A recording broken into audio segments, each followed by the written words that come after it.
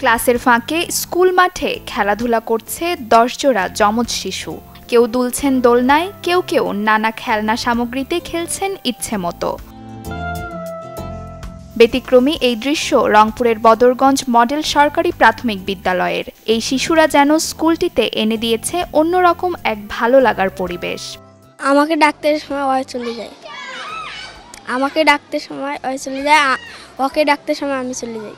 I ছেলেরা I মেয়েরা ফুল তুলিতে যায়, ফুলের মালা গলায় দিই মামার বাড়ি, মামার দেশে ঝড়ের দিন আমকুর রাতে সুখ, পাকা জামে শাখায় উঠে রঙিন করি শামসুর রহমান ঝকঝকা ঝক ট্রেন চলছে, রাত দুপুরে ট্রেন চলছে ট্রেনে বাড়ি একটু দূরে ফের ছুটে যায়, মাঠ পেরুলে এবার ফুলের উপর বাজে না বাজে ঝানঝানা ঝানঝান।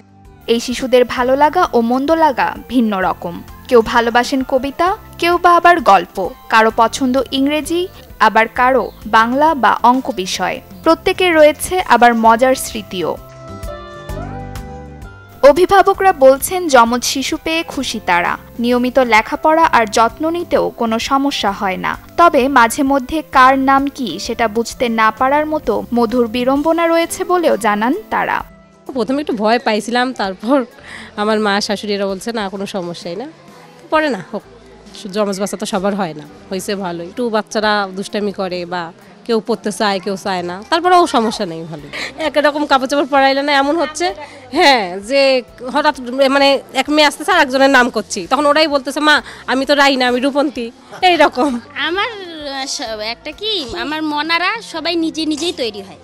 এমনও হয় যে একটু কাজে ব্যস্ত আছি, মনারা নিজে নিজেই রেডি হচ্ছে, আবার খাইতে দিচ্ছি নিজে নিজেই খাচ্ছে, আমার কোনো সমস্যা হয় না। একতা হয়ে সব বোন ভাইকে বোঝে, ভাই বোনকে বোঝে, মানে কোনো কিছু হইলে তারা একে অপরকে দেখে। হ্যাঁ, বিষয়টা তো অনেক মজার। অন্যান্য স্কুলে তো এরকম দেখা যায় না। আমাদের মডেল স্কুলে এতগুলো মা এতগুলো বাচ্চা কাচ্চা আসে, আমাদের খুব ভালো লাগে।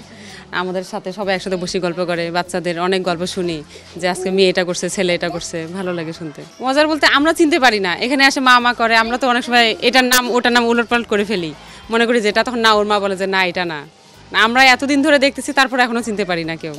শিক্ষক ও শিক্ষা কর্মকর্তা জানান স্বাভাবিক শিশুর চেয়ে যমজ শিশুর দিকে একটু বেশি যত্ন নিতে হয়। সেদিকে খেয়াল রেখেই প্রতিষ্ঠানটি পাঠদান কার্যক্রম চালিয়ে যাচ্ছে।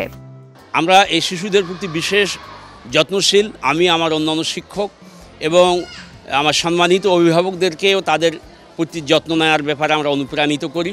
আমরা তাদের উপস্থিতি অনুপস্থিতির ব্যাপারে, সুস্থতার ব্যাপারে, তাদের লেখাপড়ার মানের ব্যাপারে আমরা সার্বক্ষণিক যোগাযোগ নেই। আমার চাকরি জীবনের যে 24 বছরে আমি বিভিন্ন বিদ্যালয় পরিদর্শন করছি, অনেক কর্মস্থলে। আমি এই ক্লাসটারে যখন দায়িত্ব পাই, দায়িত্ব পাওয়ার পরে আমি যখন বিভিন্ন বিদ্যালয় দেখি, দেখার এক পর্যায়ে স্কুলে এসে দেখি 607 জন শিক্ষার্থী এখানে ভর্তিকৃত। তার মধ্যে প্রাথমিক থেকে শুরু করে পঞ্চম শ্রেণী পর্যন্ত এখানে 10 জোড়া যমজ শিশু আমি প্রধান শিক্ষকের মাধ্যমে জানতে পারি। এবং এই সকল শিক্ষার্থীকে নিয়ে আমরা কাজ করি, তাদের প্রতিদিনের খোঁজখবর রাখি, তাদের লেখাপড়া এবং তাদের যে টেক কেয়ার, এই বিষয়গুলো নিয়ে আমরা তাদের বাবা মার সঙ্গে কথা বলি, তাদের বাবা মার সঙ্গে কাউন্সিলিং করি, তাদের হোম ভিজিট এবং মা সমাবেশে এই শিক্ষার্থীদের যে বেড়ে ওঠার বিষয়গুলো সেগুলো আমরা নিজ হাতে তদারকি করি। অনেকেই আছে যাদের আর্থিক অবস্থা খুব একটা নেই, কিন্তু যমজ বাচ্চা আছে, তারা কিন্তু সেই পুষ্টিমানটা প্রয়োগ করতে পারেনি বাচ্চার উপর। এজন্য আমরা চেষ্টা করি আমাদের প্রত্যেকটা টিচার, আর যমজ বাচ্চাদের উপর একটু কৌতূহল সব টিচারের থাকে, এদের মানে একটু কাছে ডেকে এনে যে তোমার বোন আবৃত্তি করতেছে, একজন বাচ্চা বেশিরভাগ দুর্বল হয়, তাকে এ আবৃত্তি করার পর ওকেও ধরতেছি। ইংলিশ যে বোর্ডে এনে যমজ বাচ্চাদের একটু অগ্রাধিকার দিই আমরা সবসময় মডেল স্কুলে। এই বিদ্যালয়ে লেখাপড়া করছে 607 জন শিশু। শিক্ষক আছেন 13 জন। রংপুর জেলায় ভালো ফলাফলের জন্য সুনাম থাকায় অভিভাবকেরা তাদের সন্তানদের এখানে ভর্তি করানোর ব্যাপারে বেশ আগ্রহী।